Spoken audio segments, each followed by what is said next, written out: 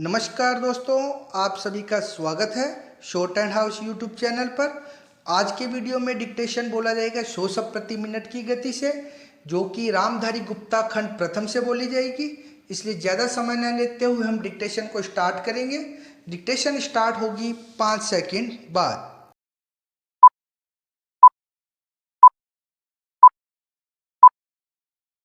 Start. महोदय, मान्यता शब्द की हर तरफ से मांग आई है। मानव की मान्यता देने भर से ही वे बहुत सी कठिनाइयाँ हल हो जाएगी जो बांग्लादेश के लोगों के सामने हैं, हमारे देश के सामने हैं और विशेषकर हमारे सीमांत राज्यों अर्थात पश्चिम बंगाल, असम, त्रिपुरा और मेघालय के समक्ष है। हमने इस प्रश्न के हर पक्ष पर बड़ी गहराई से सोच विचार किया है। जैसा कि मेरे साथी ने बताया है, इसकी हम निरंतर समीक्षा करते रहते हैं। हम इसकी प्रतीक्षा नहीं करते कि दूसरे देश इस विषय में क्या करते हैं। इस बारे में या अन्य मामलों के बारे में हम जो कुछ भी निर्णय करेंगे वह स्थिति के हमारे अपने ही स्वतंत्र मूल्यांकन के अनुसार और इस बात को ध्यान में रखकर होगा कि हमारे हित व्यापक अर्थ में किस तरह पूरे होते हैं। कल मैं अपनी वर्तमान कठिनाइयों में से संभावित खतरों और बोझों के बारे में जानबूझकर बहुत संयत भाषा में बोली थी। वह इस कारण नहीं कि मैं बोझों या खतरों से आज या कभी डरी हूँ, बल्कि इस कारण कि मैं चाहती हूँ कि माननीय सदस्य इन सब विषयों पर गहराई से विचार करें। खतरों का तभी सामना किया जा सकता है जब आदमी इसके लिए तैयार हो। जैसा मैंने पहले कहा और फिर से दोहराना चाहूँगी कि यह समय दलगत प्रतिद्वंदिता का नहीं है। हम सबको मिलकर एक साथ खड़े रहना चाहिए और हमारे सामने जो अधिक काम है उनमें एक दूसरे की सहायता करनी चाहिए। सांप्रदायिक प्रवृत्तियों को दबाना चाहिए। मेरे विचार में सब पार्टियों को सहायता करनी चाहिए कि बांग्लादेश और शरणार्थियों का प्रश्न सांप्रदायिक स्तर तक न गिरने पाए, बल्कि अपने सही स्तर पर ही बना रहे जो राष्ट्रीय और अंतर्राष्ट्रीय स्तर है। मैं इन प्रश्नों और अन्य घटनाओं के बारे में विरोधी दलों के नेताओं और सदन के अन्य सदस्यों से संबंध बनाए रहूँगी। मैं अपनी तरफ से सदस्यों को इस विषय पर अपनी बात मुझसे आकर कहने और उनके पास जो कोई जानकारी हो उसे बताने की पूरी छूट देती हूँ। साथ ही इस समय इससे अधिक और कुछ कहने को नहीं है। मैं बस इतना ही कहना चाहूँगी कि हम निराश न हों। हमें अपने और अपने लोगों पर भरोसा होना चाहिए। हमें बांग्लादेश की वीर जनता और अपने अधिकारों के लिए लड़ने के संकल्प पर भरोसा होना चाहिए। महोदय, इस समय भारतवर्ष के सामने बहुत प्रकार की जटिल समस्याएं हैं और यह ऐसा समय है जब सबसे यह अपेक्षा की जाती है कि आप सदा भारत की सुरक्षा और उसकी उन्नति के लिए कटिबद्ध होंगे।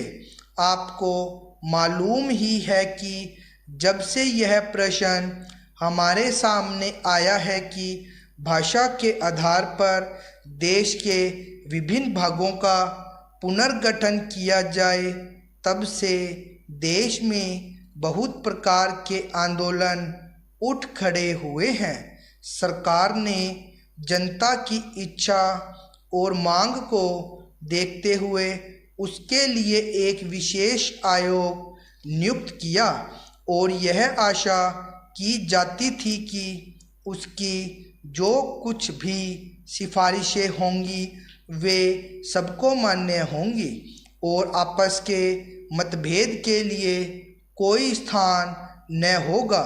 इस संबंध में सरकार ने जो भी निर्णय किए उनमें से अधिकांश निर्णय सर्वसम्मति से ही हुए हैं, परंतु दुख की बात है कि एक दो स्थानों पर मतभेदों ने एक ऐसा रूप ले लिया जो देश के लिए वांछनीय नहीं हो सकता। दुर्भाग्यवश आपका यह क्षेत्र भी उन क्षेत्रों में से एक है। मुझे एक बात की बहुत प्रसन्नता है कि आपने भारत सरकार के साथ सदा सहयोग करने और हर प्रकार से उसके निर्णय को मानकर देश के सुगठित प्रशासन में हाथ बटाने का विश्वास दिलाया है। जब किसी देश के सामने बड़े बड़े प्रश्न उपस्थित होते हैं तो उनमें से कुछ बातों पर मतभेद हो जाना स्वाभाविक ही है। इस युग में जब हम सब काम जनता की सम्मति से करना चाहते हैं और हमारी सरकार भी जनता की बनाई हुई है, तब यदि कहीं मतभेद हो जाए तो उसमें उतावलापन करने की कोई गुंजाइश नहीं रहती, क्योंकि विरोध प्रदर्शन करने के लिए आपके पास पर्याप्त समय है। परंतु एक चीज़ जो हम सबको भली भांति जान लेनी चाहिए और जिसके संबंध में किसी प्रकार के मतभेद की गुंजाइश नहीं होनी चाहिए, वह यह है कि चाहे हमारे मतभेद कितने ही अधिक क्यों न हो, उनको सुलझाने का एक ही उपाय है और वह उपाय यह है कि इस संबंध में निर्णय आपस में बातचीत करके तथा एक दूसरे को समझा बुझाकर किए जाएं, डंडों और पत्थरों से नहीं। हमने अंग्रेज़ों के विरुद्ध भी, जिन्होंने इस देश को 200 वर्षों तक अपने अधीन रखा, डंडे और पत्थर उठाना गलत समझा और नहीं उठाया। महोदय, तो क्या आपस के छोटे मोटे झगड़ों के लिए हम डंडे और पत्थरों का उपयोग करेंगे और एक दूसरे की भावना, उसकी प्रसन्नता और उनके विचारों का ध्यान नहीं रखेंगे? मैं जानता हूँ कि जिस समय इस योजना के विषय में विचार हो रहा था और रुपए पैसे की कमी के कारण कुछ लोगों को इस बात का संदेह था कि इसको किया जाए या नहीं, उस समय राजस्थान और मध्य भारत ने करोड़ों रुपए जमा करके अपना उत्साह प्रदर्शित किया। इससे लोगों में केवल उत्साह को ही प्रोत्साहन प्राप्त नहीं हुआ, बल्कि उनमें सहयोग की भावना का भी विकास हुआ, क्योंकि इतना बड़ा काम यदि ऐसी भावना पर नहीं तो और किस भरोसे पर हाथ में लिया जा सकता था। मैं चाहता हूँ कि आप में से प्रत्येक इस काम को अपना काम समझे और इसमें यथाशक्ति सहायता करे और इसको पूरा करा दें। कल मैंने सुना और मुझे यह देखकर प्रसन्नता भी हुई है कि आप लोगों ने यहाँ पर किसी एक ही स्थान से नहीं बल्कि सारे भारतवर्ष से आदमियों को बुलाया है और वे आकर काम कर रहे हैं।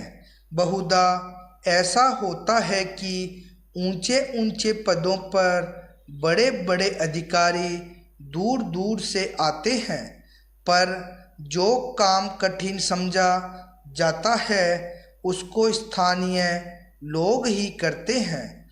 इसके विपरीत मैंने यहाँ यह भी देखा कि केवल ऊंचे पदों पर ही नहीं बल्कि पत्थर तोड़ने तथा पत्थर काटने जैसा ठेठ मजदूरी का काम, जो कठिन काम होता है, मद्रास से लोग आकर कर रहे हैं। यह हर्ष की बात है।